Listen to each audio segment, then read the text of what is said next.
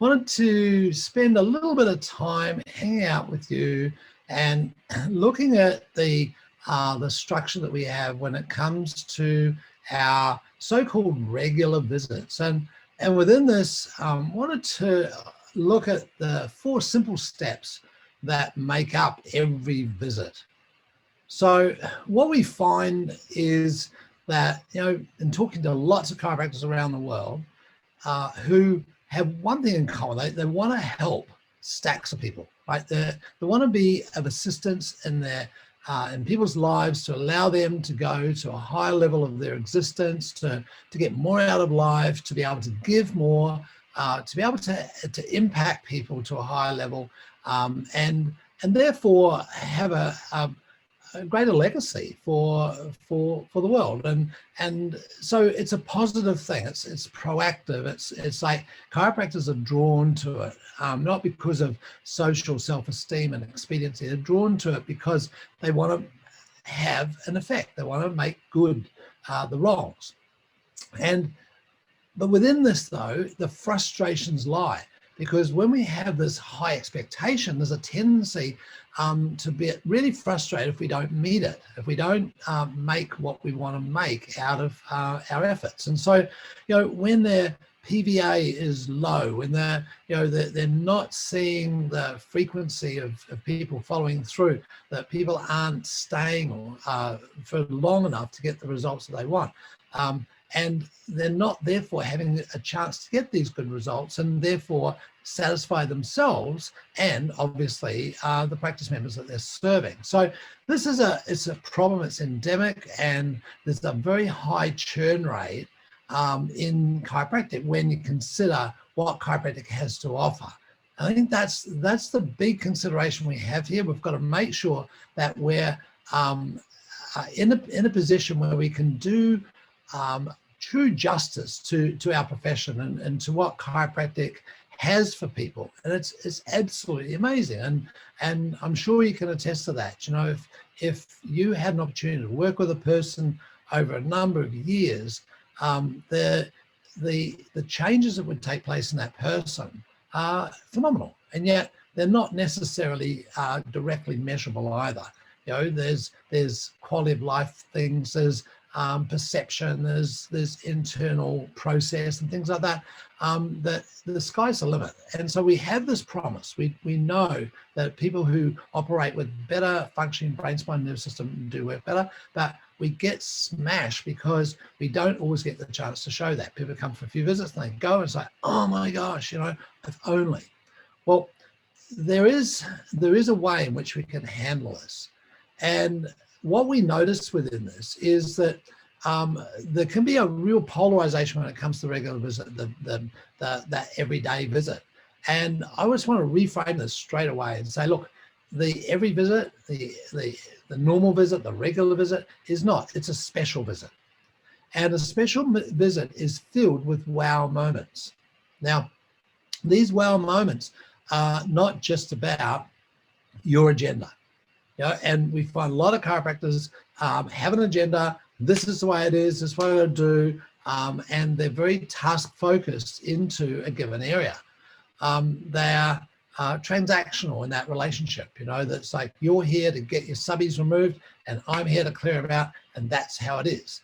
Well, that agenda is driven from us and from the chiropractor, and it's not necessarily maybe the best agenda. But you take the opposite of that, and that's where the practice member has the agenda, and the practice member comes in dictating what it is that they want and when they want it and how high to jump and so forth. That also is very suboptimal.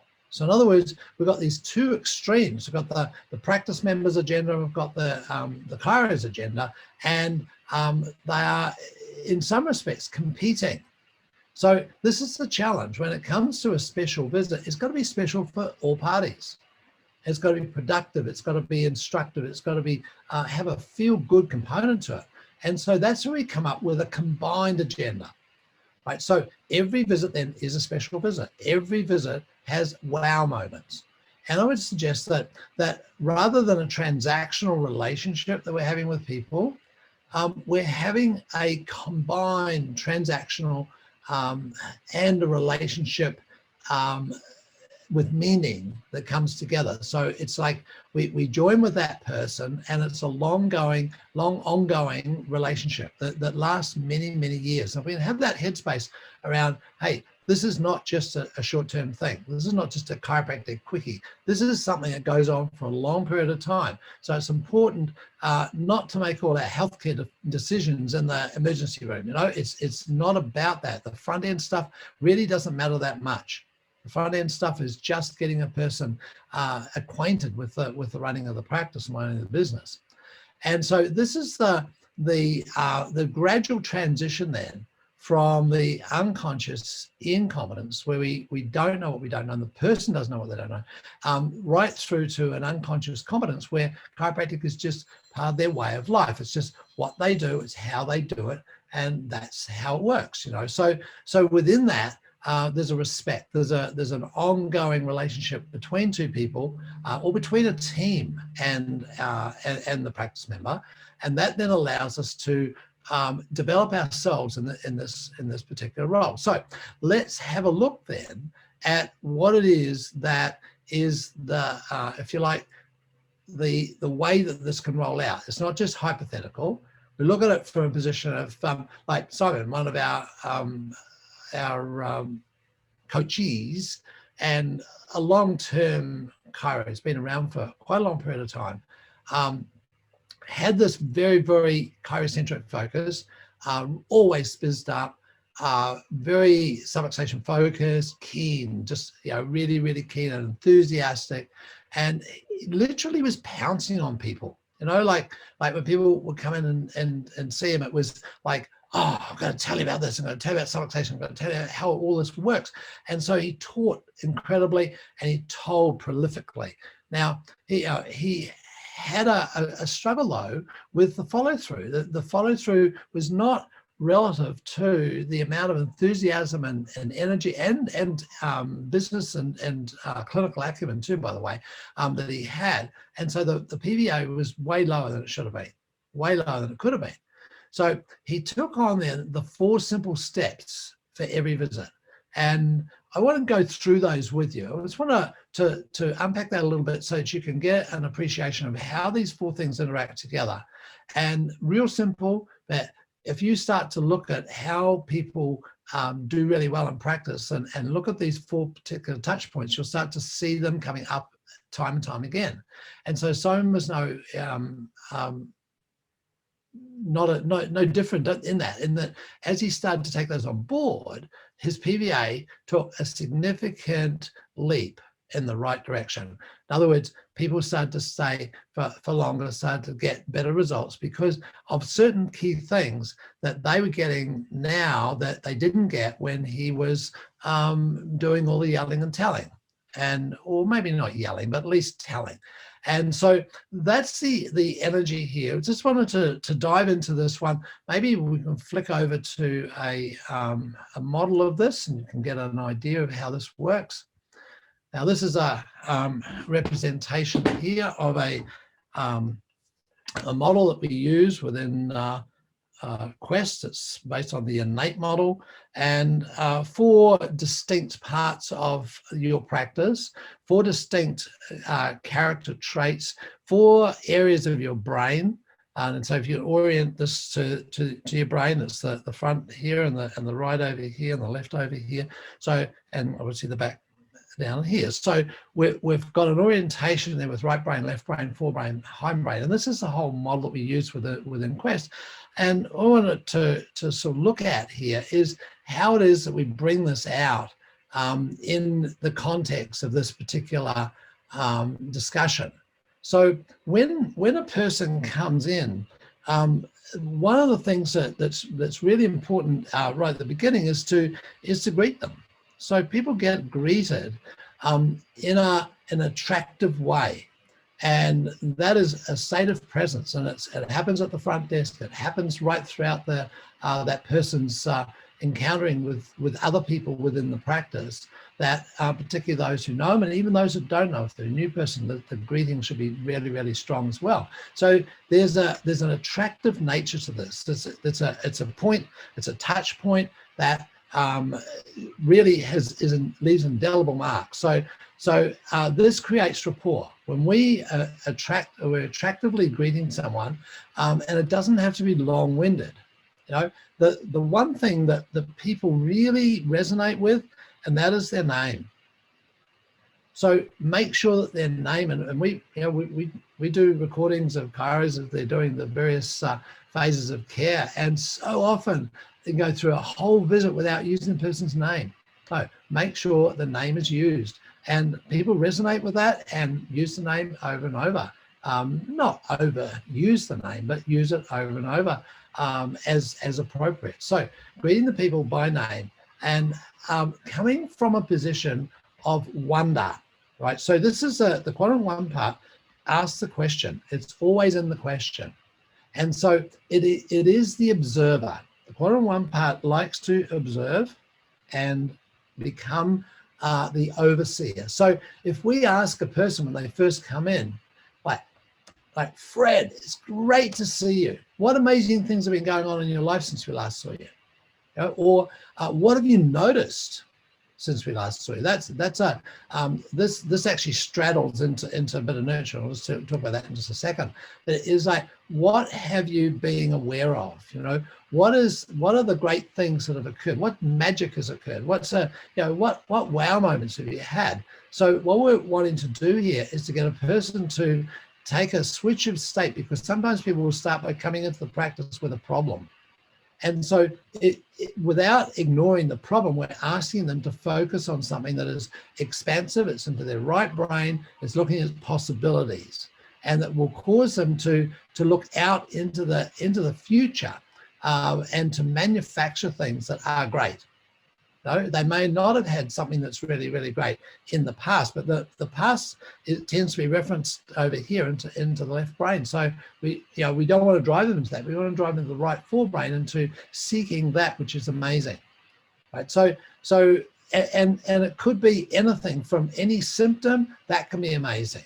Isn't it amazing how your innate intelligence gives you that pain in the leg when there's irritation to the brain spine nerve system? You know, isn't it amazing how your body does a high temperature when you're doing a clean out, doing a health expression? So there's a reframe that goes into that one. So, very, very quickly though, it doesn't take long. So use a person's name and observe. The next level here is one over into nurture. So nurture is about person feeling safe, and it's feeling safe from a position of they're in the right place.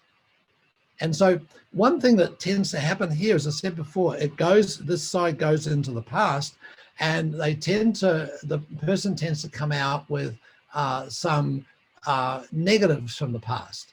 So part of the frame of the right frontal is to greet them with this optimism, and then take them into the left brain with this attitude of being the observer, right? So observing without judgment.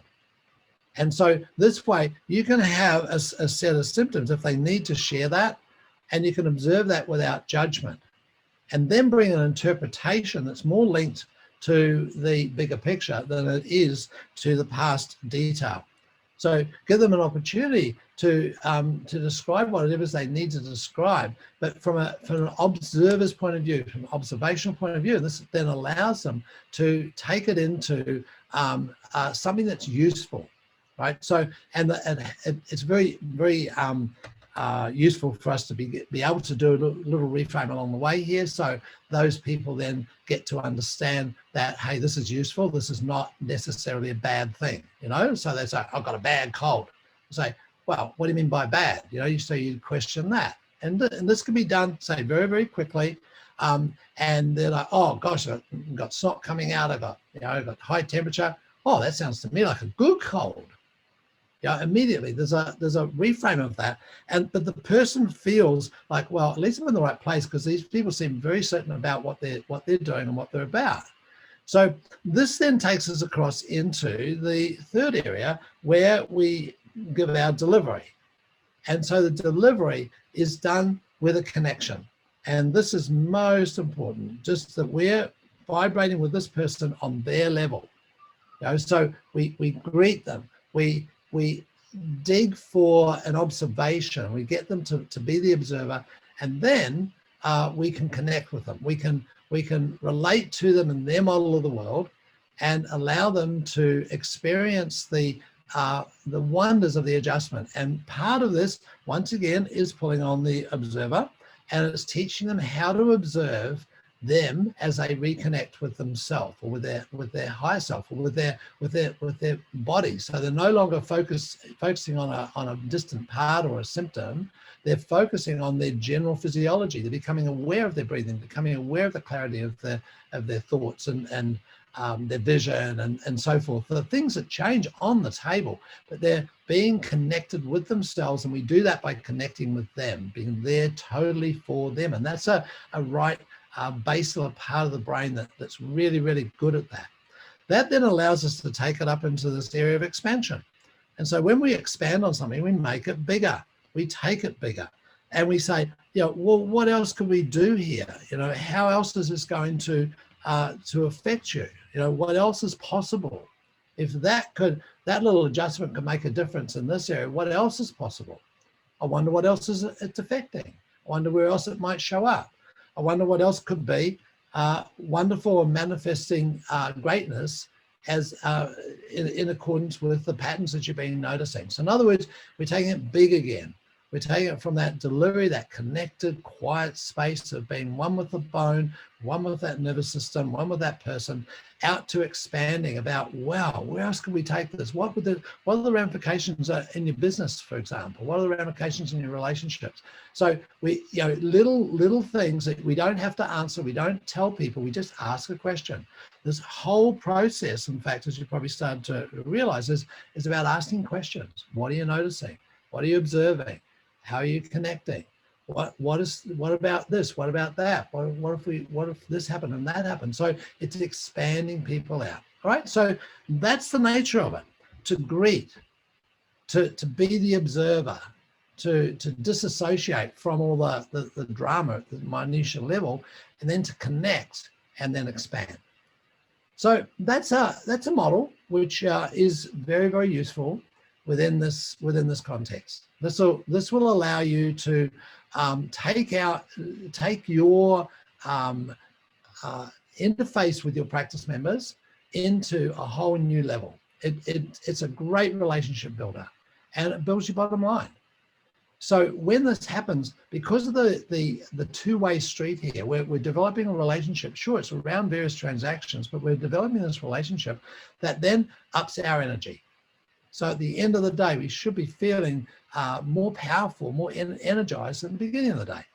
And it creates great relationships. It builds our bottom line.